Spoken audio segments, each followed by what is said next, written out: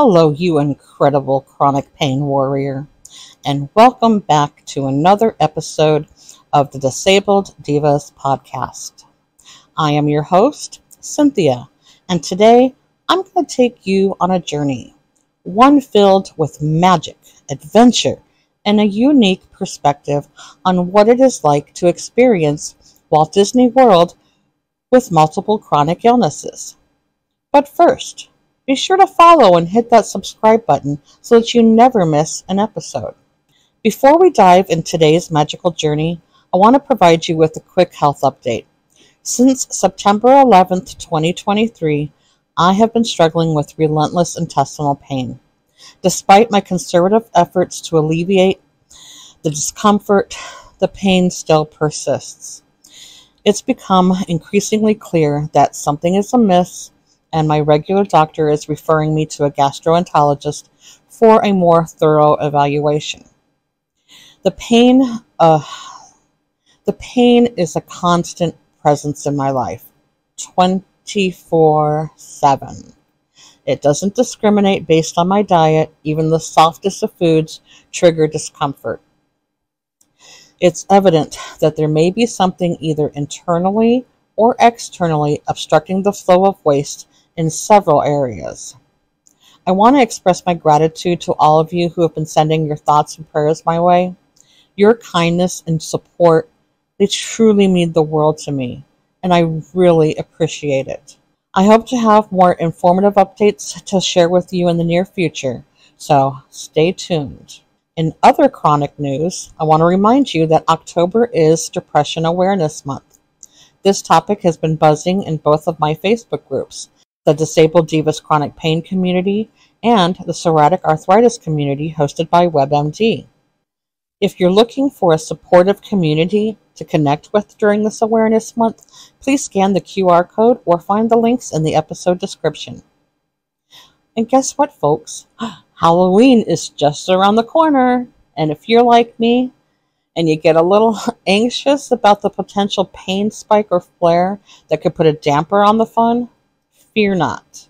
Check out my Halloween posts that offer tips and tricks to make your spooky celebration as pain-free as possible. Stay tuned for more valuable insights as we approach this ghoulishly good time of year. Now, without further ado, let's continue with our magical journey through Walt Disney World and the unique experience of vacationing with multiple chronic illnesses. Thank you for joining me, and let's get started.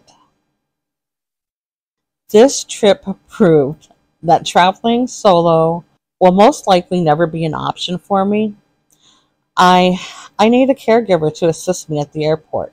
I need him to handle communication with the airport and airline personnel when pain interferes with my ability to do so. Lucky for me, my husband and my daughter are excellent traveling companions. They often recognize the areas that I need assistance with before I do.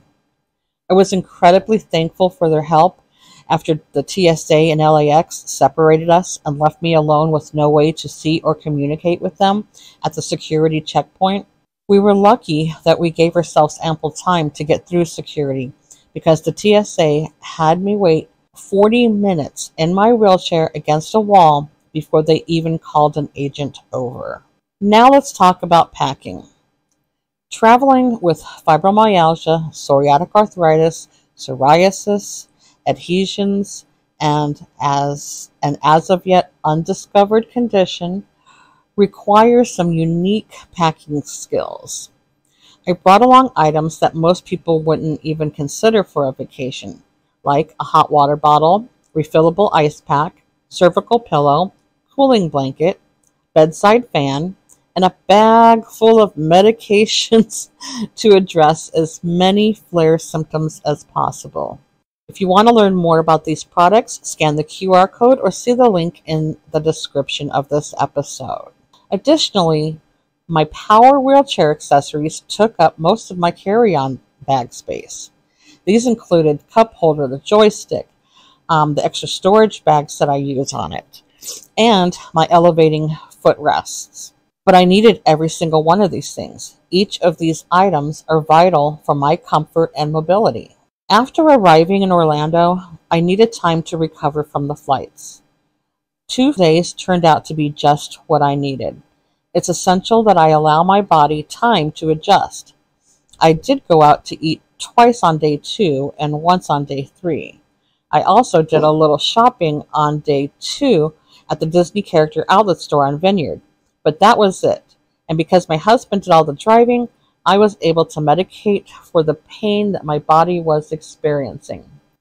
Monday marked our first park day, and this was day 4 of our trip, and it was all about Epcot.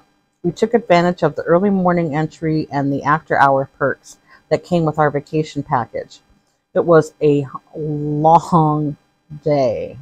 By the end, my hips, my tailbone, and lower back were very angry, and I worried about making it through the next day. Tuesday rolled in, and I peeled myself from the bed to explore Animal Kingdom. The first 2 hours were extremely rough on my body. It was at this point that my husband and daughter went off to ride something that my body couldn't handle. While relaxing with an iced coffee, I remembered that I had a medication with me that I was going to try for pain in my lower back. After an hour, I was in less pain and ready to explore the park. That night, I went to bed tired and sore, but not in severe pain. Wednesday arrived, and I just wanted to go back to bed. My body, my brain, everything was just exhausted. But we had breakfast reservations at Cinderella's castle, and nothing, I mean nothing, was going to keep me away from the home of my favorite princess. Thankfully, I didn't go in my pajamas like I thought I was going to have to. I did get dressed. As soon as we were done, I took the boat back to our hotel and took a nap. I was unsure whether my body would allow me to make it back for our dinner reservations, but I also wanted to get back to enjoy the after-hour perks. Luckily, I woke up feeling pretty good and was able to meet the family before our dinner reservations. We all had a good laugh as my after-nap photos showed a completely different woman from the zombie who came to breakfast. Day 7. Thursday morning was another rough one. I slept all day while my husband and daughter went to Disney Springs. Rest days were crucial during this trip. They allowed my body to recover and recharge. Notably, there was no guilt involved. My family understood my limitations, and I didn't feel like I was ruining their fun by taking a break. This understanding was invaluable, and it allowed me to make the most of the days that I could spend in the parks. That evening, we had another meal reservation located at our resort. This made the trek less tiring and gave me the energy to be able to interact with Snow White, the Evil Queen, Dopey, and Grumpy. Storybook dining at Artist Point with Snow White was a fabulous experience. I highly recommend it. After dinner, we watched Magic Kingdom's fireworks from our balcony. Friday, day 8, was our Hollywood Studios day. On this day, there were dark storm clouds and every bone in my body was aching. On top of that, my neck muscles refused to hold my head up. Knowing that I didn't want to risk missing our final Magic Kingdom day on Saturday, and that Hollywood Studios didn't have any rides that would allow me to remain in my wheelchair, I made the only decision my body would offer, and that was to stay behind and rest. Again, no guilt was involved. While I slept, my family continued to enjoy the park, and everyone understood that my health came first. Taking Friday off was the wisest decision I could have ever made, because on day 9, I was up and ready to hit Magic Kingdom. We had a fantastic day, complete with dinner at Be Our Guest and a spectacular fireworks show. But the best part of my vacation was meeting Felicia, a longtime Insta friend and Disney World cast member. As we were making our way to the exit, I heard someone yell, "Oh my God, it's the Disabled Diva! Is that you?" And then I turned my head and immediately I recognized her. It truly was the most magical part of the trip. We laughed, we cried, we hugged, complained about the weather, and our achy knees. Sunday marked the end of our adventure, day 10. Our flight wasn't until later in the afternoon, which allowed us to cross a little something off of our bucket lists, starting our day at Walt Disney World's Magic Kingdom and ending it at Disneyland in California.